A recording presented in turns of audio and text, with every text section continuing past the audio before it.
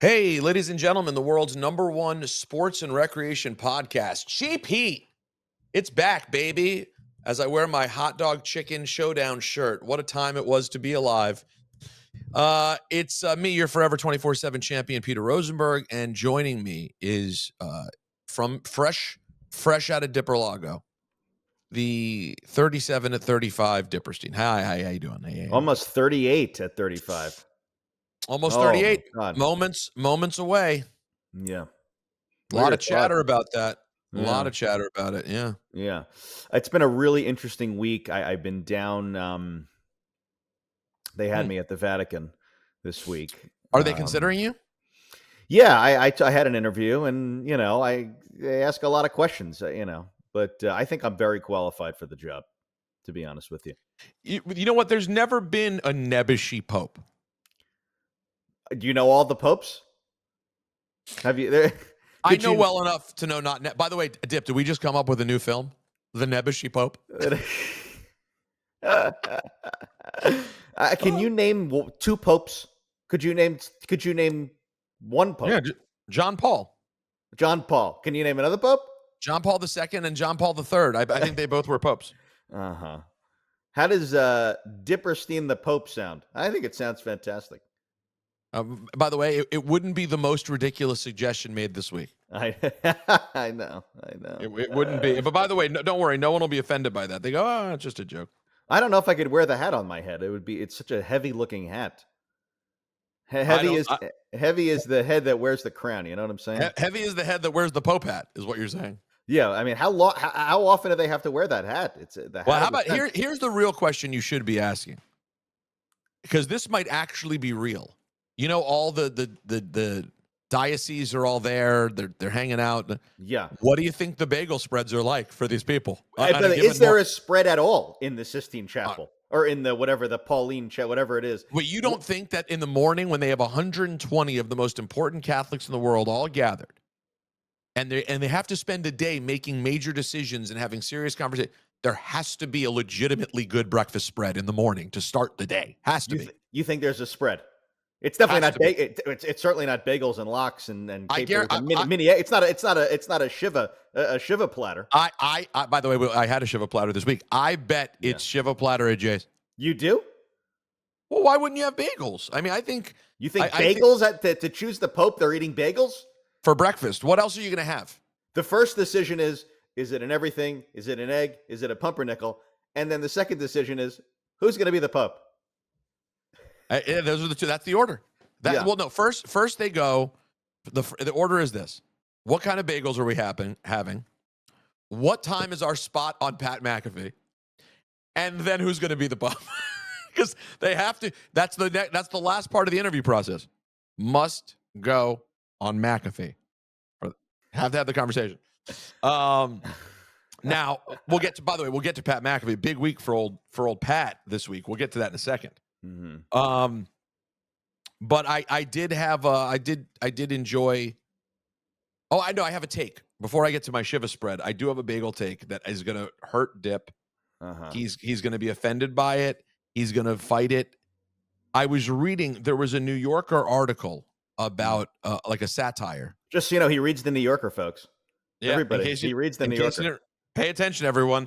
They're stacking up in my house. I read them so much that they stack up unread in my house. You're a magazine saver? Well, New Yorker's different. You have to save the New Yorker. Oh, okay. You're considered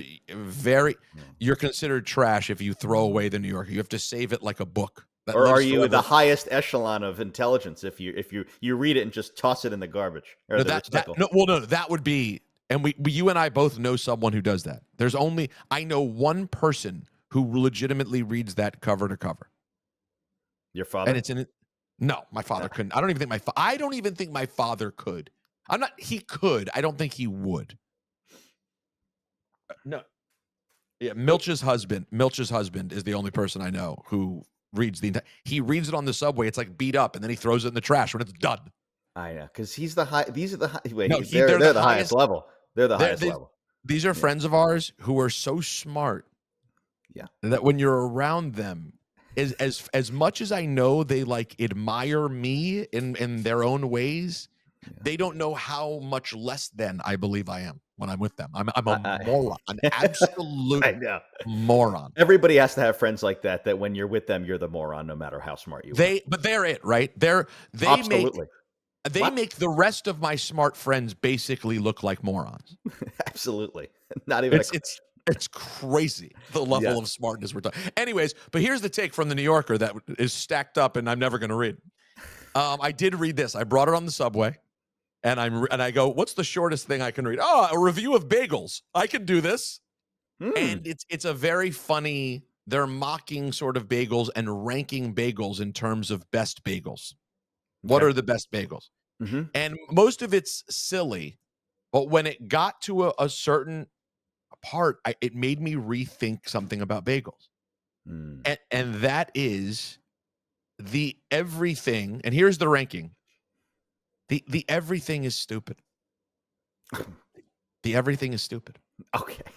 Why do I want everything? There's always flavors on it I don't want. Because I don't want it. No, but the melding of all the flavors creates its own flavor that is desirable.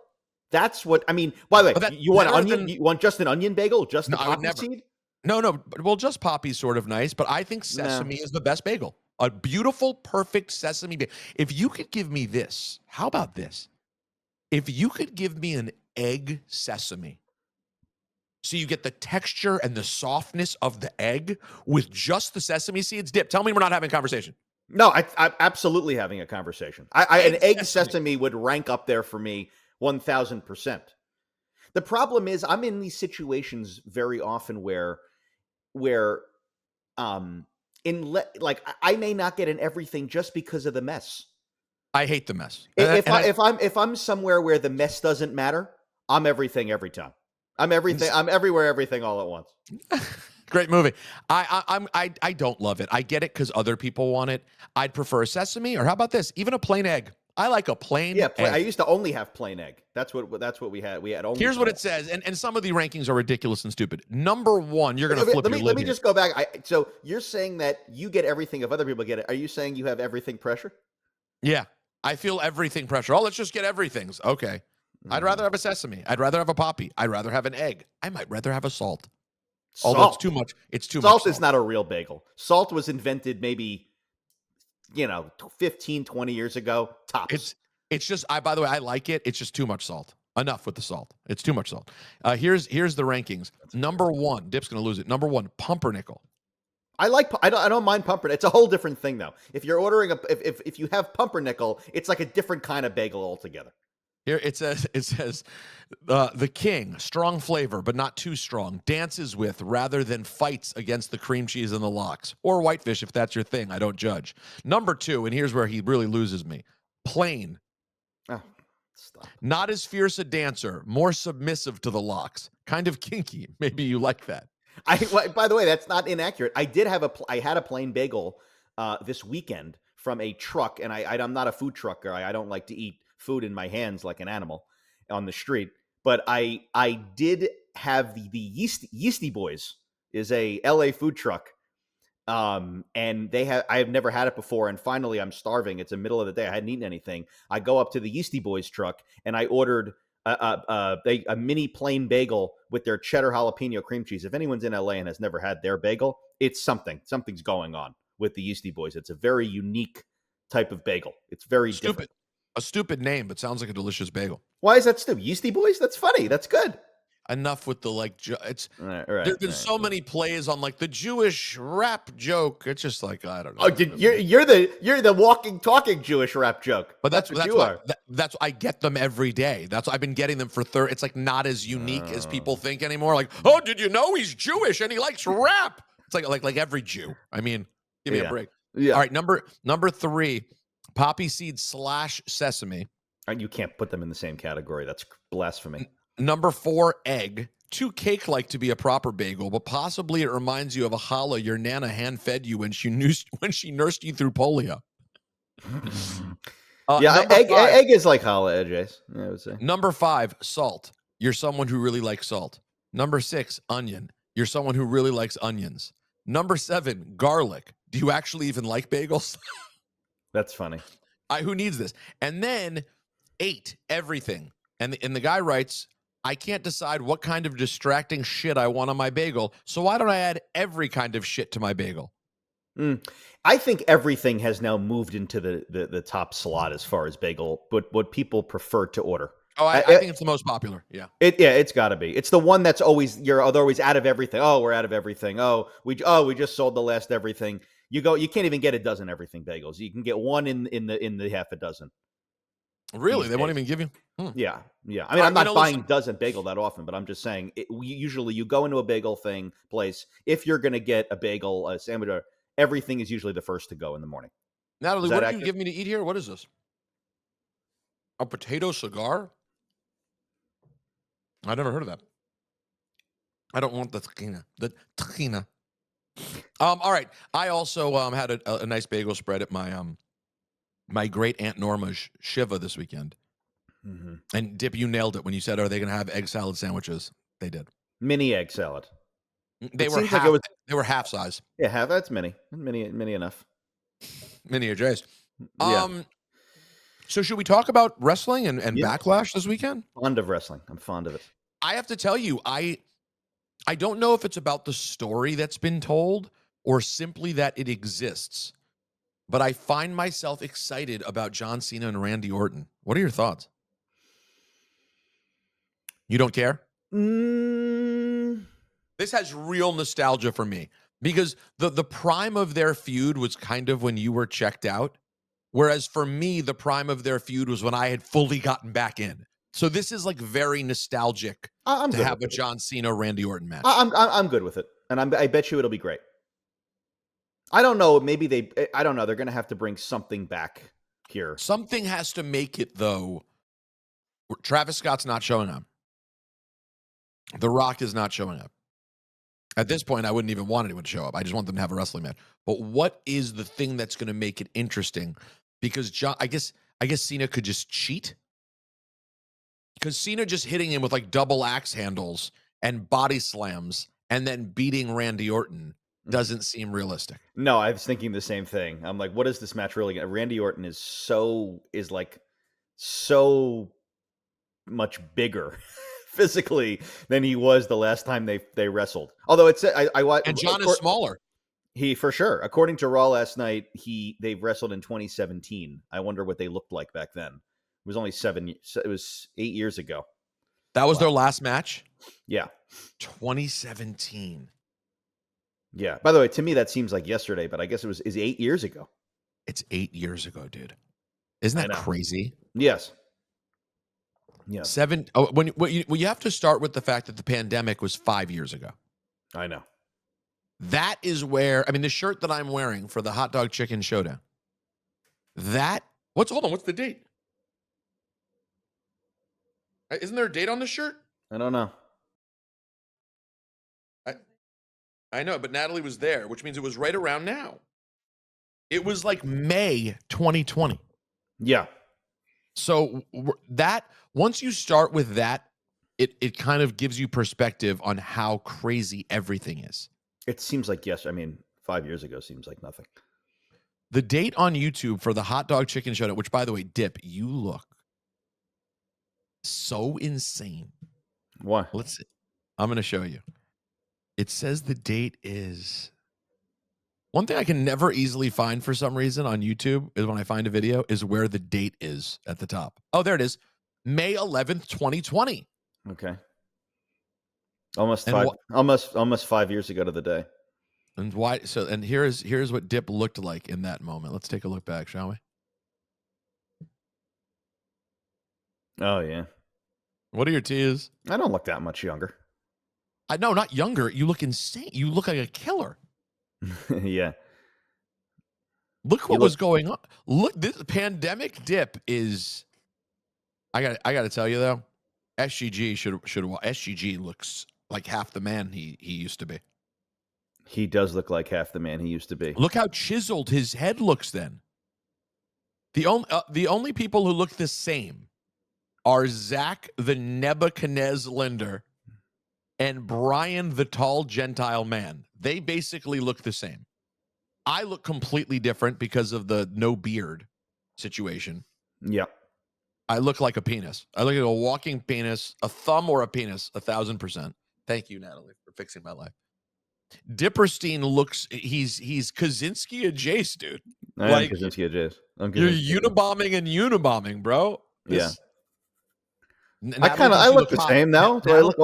Natalie thinks you look hot like this. She likes this look. Nah.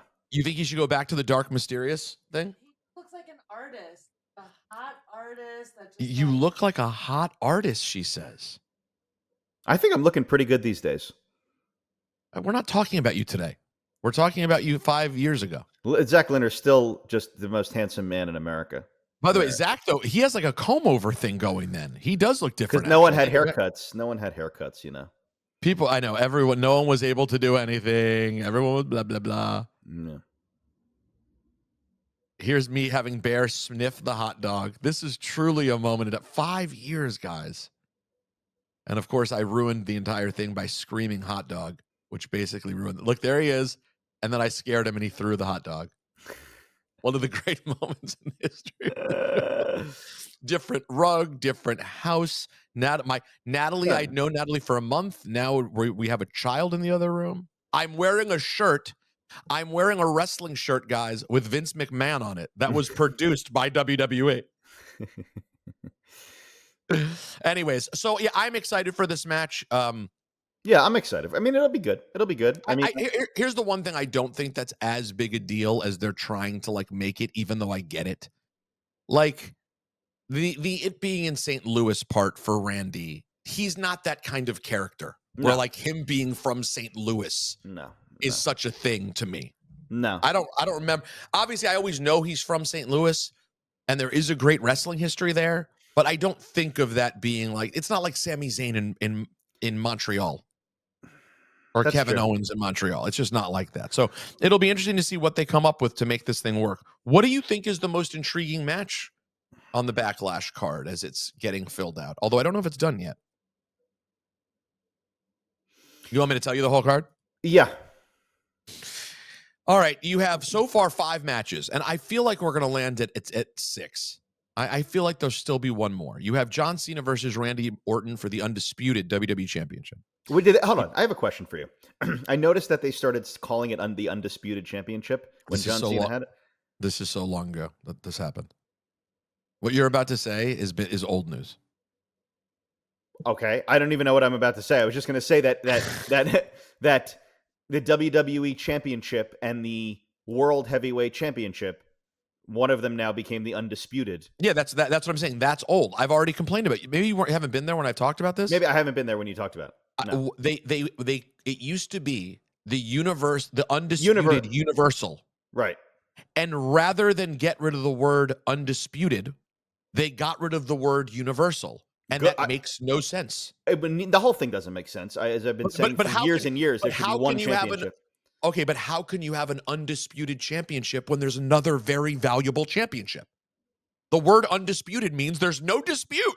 I know who the champion is. I know. Whereas in this case, there are 2 champions. It's disputed.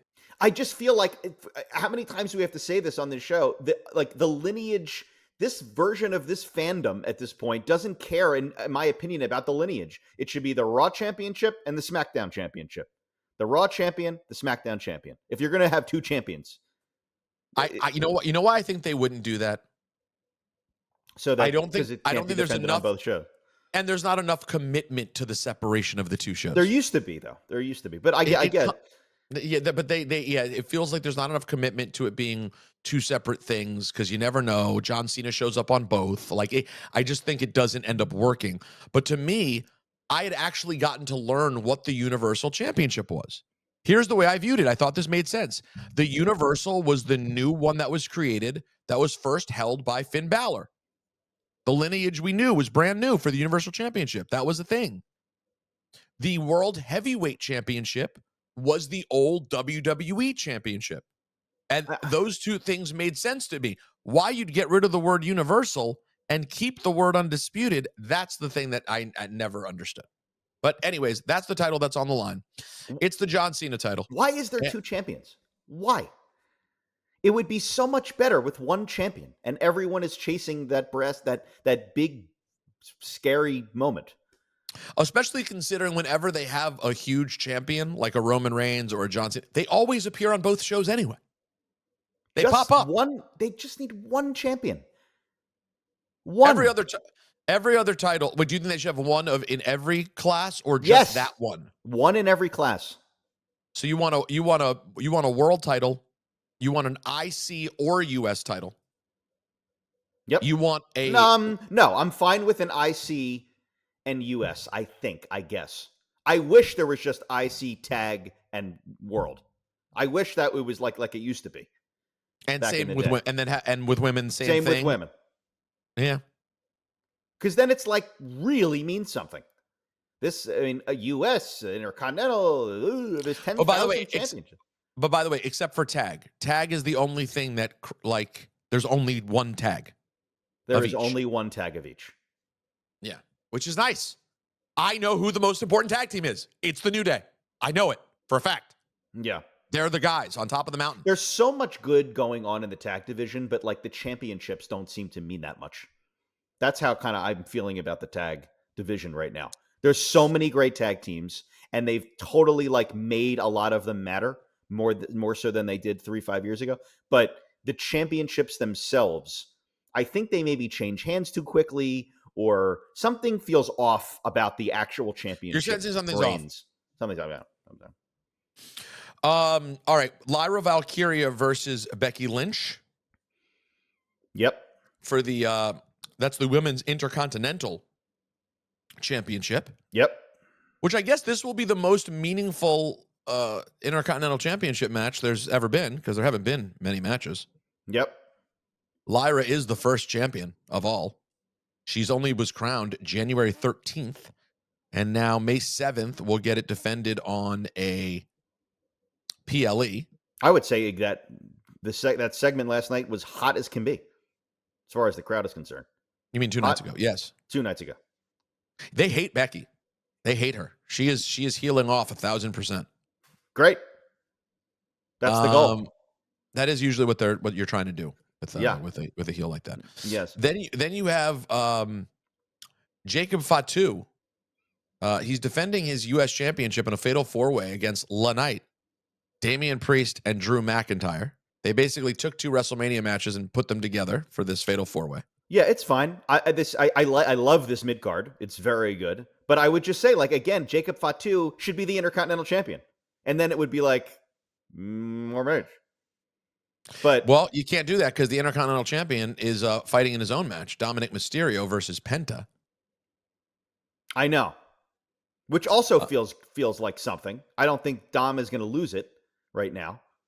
I'm not sensing he's losing that title, although I think Penta is a legit challenger for him.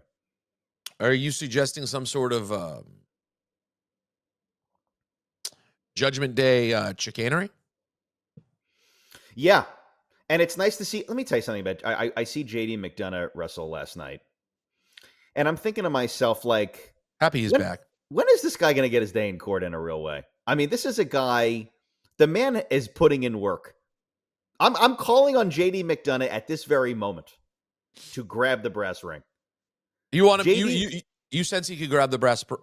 Yes. JD McDonough is a great wrestler. He is very athletic. Yeah. He's interesting. He's actually a very good actor too. He can talk. He's a pretty good actor. I like JD McDonough. I'm a JD McDonough guy. What are your thoughts? I support you on this. I thought you were giving me the horn. I was. You just can't hear it because of the way it's set up. But they heard it. Okay. I think it was deserving of a horn. Maybe they didn't hear it. I don't know. But I heard it. So it was impactful to me. Amelia, we're going to need to insert the horn. Insert the horn if it's not there.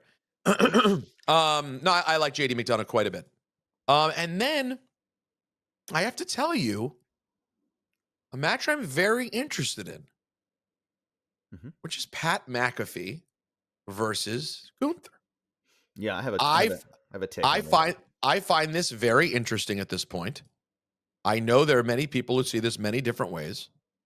And I'm going to share this part right here because I have not yet seen it. And so I want to get some thoughts, and I think we're safe to do this. I think we can get away with it. And if not, it'll be deleted from the video and no one will ever know what we're talking about. But I'm talking about the promo of Mr. McAfee and Mr. Gunther. Can you hear that? First of all, do not worry. Yeah. Did you heard crowd cheering? Okay. I'm not going to do anything tonight. I'm not going to spoil that for myself. Because luckily for you, unlike you and your friend out there, I am professional.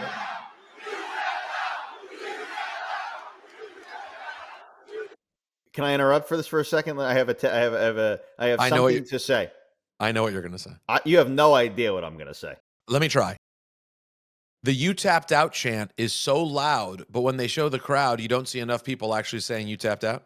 No, but it's a great point. Thank you for pointing that out. But what I was going to say is, I don't know if Buck Mason is watching, but Gunther is a walking Buck Mason ad. Okay, I mean he literally. He's definitely. Is that what he's wearing? That's confirmed, Buck Mason. It looks very Buck Mason-esque. I mean that man clearly is. He's clearly a Buck Mason guy. He's definitely wearing an XXL in Buck Mason. But maybe I'm going to say he went from being a angry military man, okay, to becoming a Buck Mason model in a matter of 6 months to a year. He morphed into evil military guy to Buck Mason model, and he looks fantastic. I'm not saying I'm scared of Gunther anymore. I don't walk into Buck Mason, see a guy, and go, "Oh my God, what am I going to do?" That's not true. If you saw a guy that big in Buck Mason, you'd go, "Wow, that's a big man in Buck Mason." I would comment on that. And by the way, if you go to wherever Gunther lives and you go to the local mall, you'll see that exact site. You'll see Gunther shopping in Buck Mason. I got to say this right now because I like some of the items at Buck Mason. Mm-hmm. It's not a good name for a store. Uh, for the style of the clothing, it doesn't look like a buck. You think it sounds very Gentile? It's not. It's too not even just Gentile. It's more like too tough sounding. Buck. It's not buck. It's more like It's more like Trent Mason. Like Jason Mason. Jason Mason. It's more like Jason Mason. And his brother Darby. Jason and Darby Mason. All right, let's hear what they have to say. Okay. Oh, you guys shut up. I get back to that later. Don't you worry. I mean, there is no angry military man that doesn't wear socks. Okay? He's not wearing socks. He's wearing loafers with no socks. I mean, this is not very. It's not a gangster thing to do. It's not gangster. It's not gangster. Okay. Let's hear what Pat has to say. Okay. I heard you mention being a professional and my friend over there. My friend over there, that man over there, that is a walking, talking goat over there.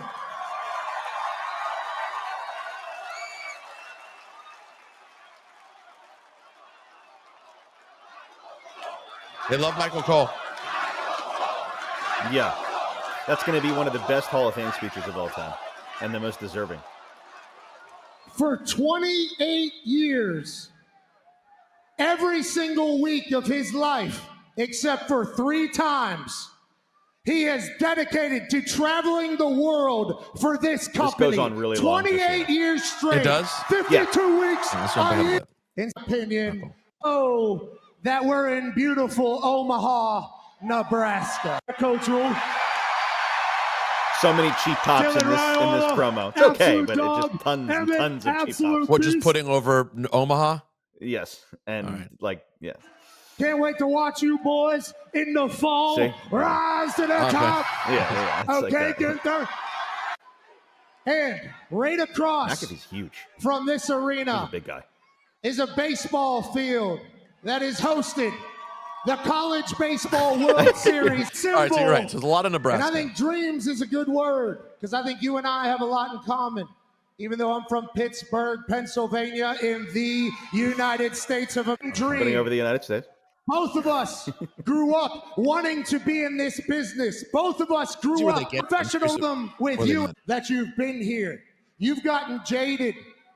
You've gotten to the point where this is no longer a dream. This is a job for you. In between his Buck Mason sales. He's Gunther? Yes. He's at Buck Mason, and then he takes time off. He wrestles for WWE, and he's back to Buck Mason. Yeah.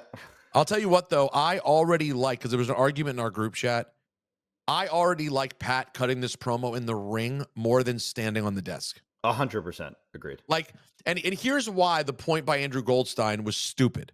He's like, oh, I've seen people stand on the, I see people stand in the ring and cut promos a million times. That was different.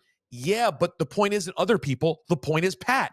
We see Pat stand on the desk. We don't see Pat stand in the ring. This looks different to see Pat cutting the promo, standing in the ring like a wrestler. That to me is the right thing to do. Here was my issue with this segment, though, or with this promo. Like Gunther, no. I think the fit is beautiful. Gunther needs to give it to Pat McAfee and hit him where it hurts. But I don't know. Like, I don't know if they're willing to go there.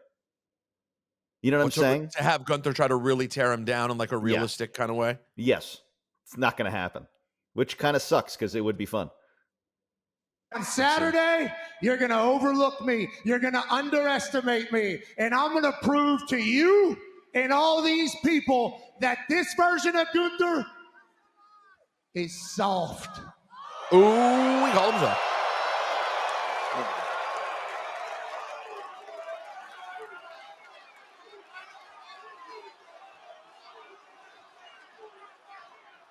Look at that shacket. I mean, it's really something. But what logo is it? Is that a Buck Mason logo on it or no? I don't know. It could be, though. I think I've definitely seen that in Buck Mason. Yes, right? Saturday is a very special. So what do you think ultimately happens in this match? I am very curious about how it actually plays out. You think they have an actual match? I think there's a big interference from a very important person, who we know has been to many Shivas, has eaten many bagels, and I think you're talking about Mr. Goldberg. Shares a heritage with the two gentlemen on this podcast. Shares half a last name with me, is what you're saying, Mr. Berg. That's right. That's right. We don't. By the way, I just want you to know, us Bergs, we don't recognize Steens. No love for Steens. What about Steenbergs or Bergsteins? That's not. Neither of those are things. Oh, they're things. There's no Steenberg, dude. Oh, I'm gonna find one. I'm gonna find There's no Steenberg and there's no Bergstein. No, there's no Bergstein. I bet you there's a Steen Bergman and a Berg Steenman. You can find it all, baby. I would, if we're gonna do that, I would like my name to be Berg Steenman, and you can be Steen Bergman. We've now found our alt characters. So you think Goldberg in the end shows up? Yep. But does he show up before the match or after Pat has been beaten to a pulp? I think he cost Gunther the match, and he spears. What's his name? Pat. So the match would go. They come out. Early on, Gunther looks super aggressive, but then almost right away, Pat shows like some signs of life, like, whoa, hold on. Maybe Pat can do something. But then just as soon as Pat starts to get it going a little bit, he starts getting crushed. The beatdown starts to begin. Gunther's enjoying it. And then Goldberg shows up. Yeah. And you love it. You pop. Yeah, of course. And he spears Gunther. And they set up a match for SummerSlam or Money in the Bank. Something. That's what you expect. Yeah. Yeah. Maybe I'm wrong, by the way. Something's happening with Goldberg at some point. One match left, baby. So, here's the thing. Why would they have had that random thing with Gunther and Goldberg a while back? It happened for no reason at the time. There was no way to understand why it happened. So yeah, this has to be it. Yeah. I mean, maybe not. I don't know what, but I'm sensing it's not going to end where one of them pin. McAfee ain't taking the pin. I think McAfee could take a pin. I see a world also in which Pat just loses, and then after the match, he's getting killed, and Goldberg comes out. I could see that. I don't think they're going to protect McAfee from pins. That would be silly at this point. No, it would be silly. It would be silly, but you never know. Yeah. So there's no championship match, Jey Uso's not defending. No. I got to tell you, I Paul Heyman. Yeah. Okay. You enjoyed his segment with Jey Uso? I mean, he was so emotional and so clearly like winded in that promo. Affected, if you will. Affected. I mean, this guy is... All right, well, listen, I can't do this. I have to go to a baby appointment. You doing a this guy thing about Heyman again for the 38th time out of 40 weeks? I can't do it right now. I love you. We know he's the greatest. He's the, oh my God, Paul Heyman. Yes, we know. We did this last week. We put up a video clip of us waxing poetic, I think, about Paul Heyman and how great he is. I don't think I was here for that. Are you sure? Yeah. Yeah, of course you are, because if you were on it, you would have listened to it 3 times already. Go back. We did a whole Heyman tribute. Exactly. Yeah, a whole. Sorry, you missed it. I already did it. I have to take the baby to physical therapy. I have to leave right now. Physical therapy? The baby's 5 minutes old. The physical. I need to go to physical therapy. By the way, you should be in her session. They're stretching her out. I need this. And for the record, if you're like, oh my God, I want more cheap heat this week, you should be a Patreon member, because we're going to have ourselves a nice Patreon episode this week with all 3 of us breaking things down, watching things, talking. We're going to do it all. That will come this weekend. But right now, I have to cut this week short. There's just zero time with this baby. This beautiful little child needs to go to this place, and my wife's going to scream at me. It's Mother's Day week. I got to handle my business. You got to have the people come to the house for the physical therapy. I know. You're a famous man. You think I can't go to a place? We're above that, you think? I think you're above going to a place. Guys, we love you. Egg everything's. The shirts are going out. Everybody, the shirts are going out within, I just handled all the business within a day or two, so you'll get your beautiful Rocky Forever shirts in the next week. Dipperstein, we'll talk this weekend and maybe stay mage. Yeah, definitely stay mage and enjoy yourself as well if you can. Yes, that's right. The countdown show begins at 5 p.m. Eastern this Saturday. So stay tuned. You'll be getting a heavy dose of Rosenberg this weekend on WWE television. I'm looking forward to it. Stay mage, Dip. Mm-hmm. Thanks.